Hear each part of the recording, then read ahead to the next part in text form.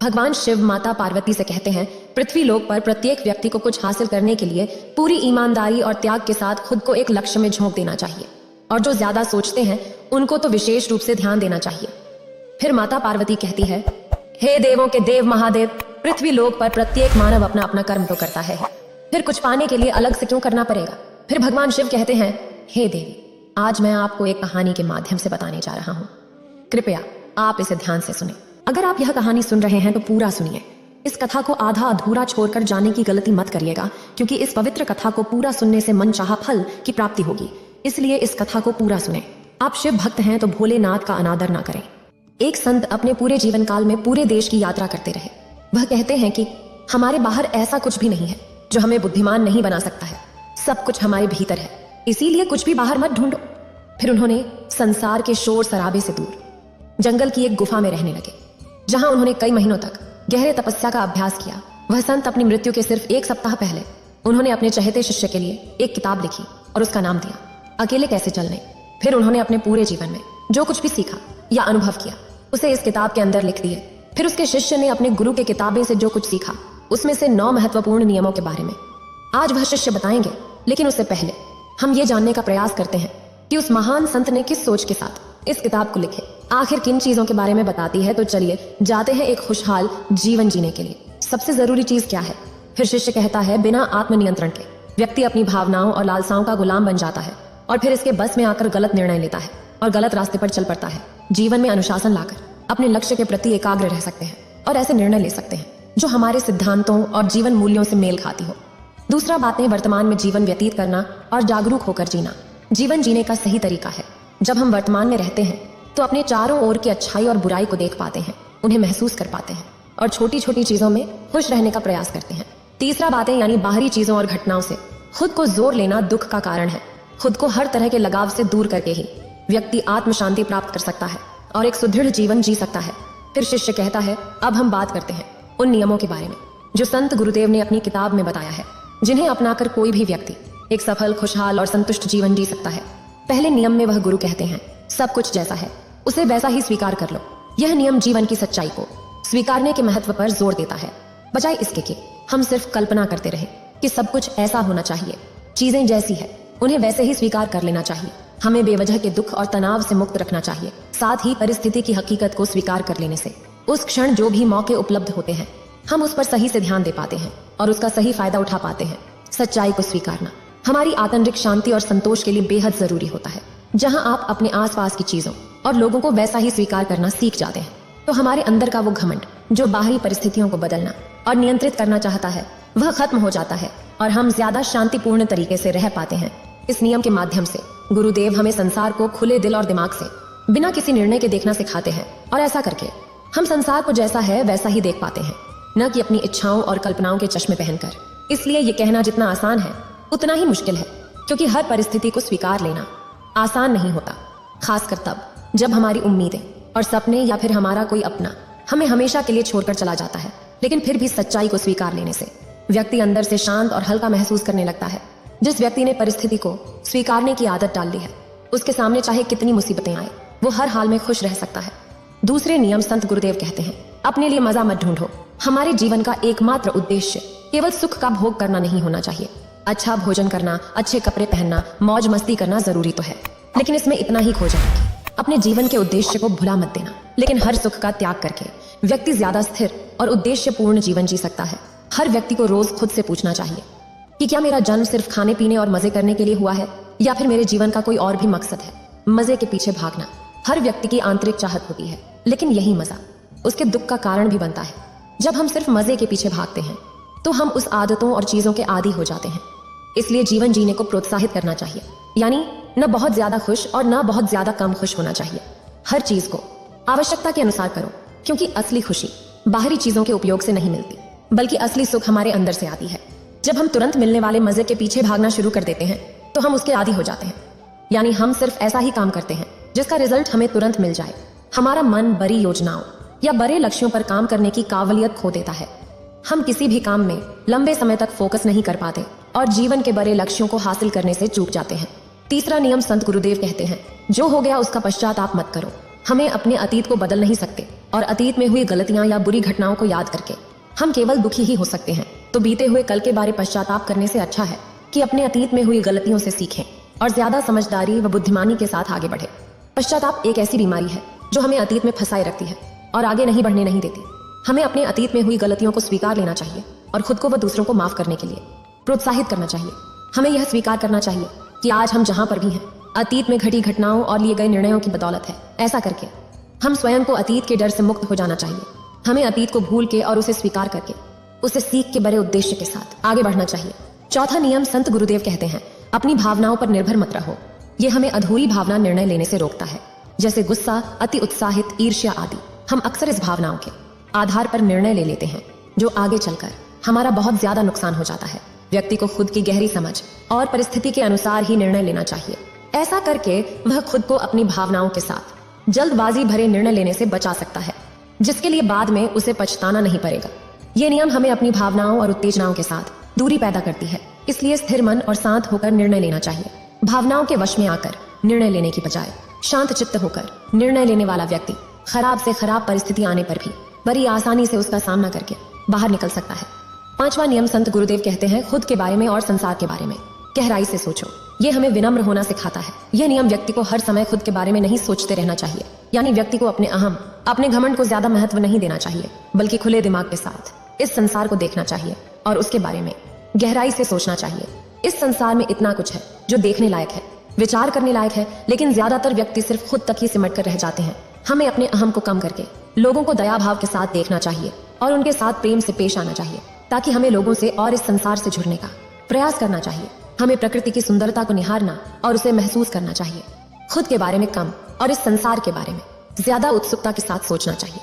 हमें खुद की जरूरतों को नजरअंदाज करने के लिए नहीं कह रहे हैं, बल्कि अपने आप को खुद में खोए ना रहे, बल्कि इस संसार के साथ एक मजबूत संबंध बनाने के लिए प्रोत्साहित करते रहना चाहिए। छठा नियम संत गुरुदेव कहते हैं, अपनी इच्छा से दूरी बनाकर रखो, यानी भौतिक संपत्ति, धन और लोभ से खुद को अलग रखना चाहिए। लेकिन इसका मतलब ये नहीं कि हमें ये सब छोड़ देना चाहिए। पैसा नहीं कमाना चाहिए, संपत्ति अर्जित नहीं करनी चाहिए, बल्कि हमें इन सब चीजों के साथ रहकर भी उनसे अलग रहना चाहिए। यानी उनका उपयोग तो करना है, लेकिन उनसे लगाव नहीं रखना चाहिए। अपने जीवन को उनके साथ नहीं जोड़ना चाहिए।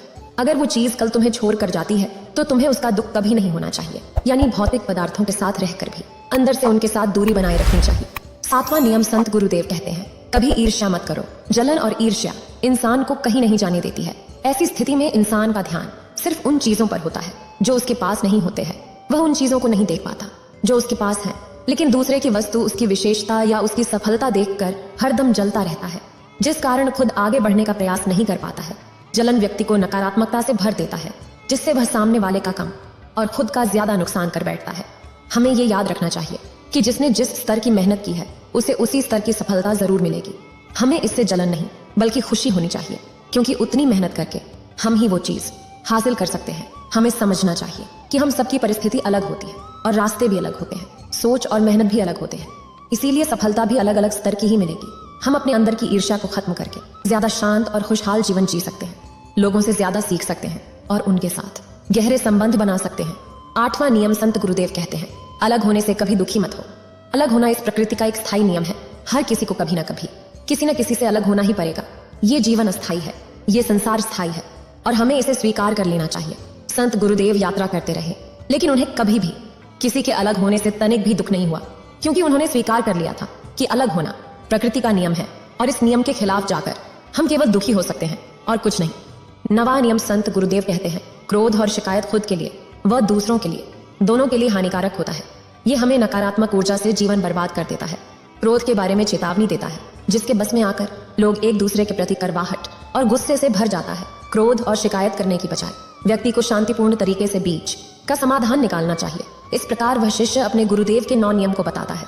फिर वह शिष्य जो संन्यास्त हो जाना चाहता था, बस उसमें खो जाना चाहता था, युवा सन्यासी दिखना चाहता था, उसके गुरुदेव ने कहा था कि जब तुम सन्यासी ही होने वाले हो तो दिखने का प्रयास क्यों कर रहे हो।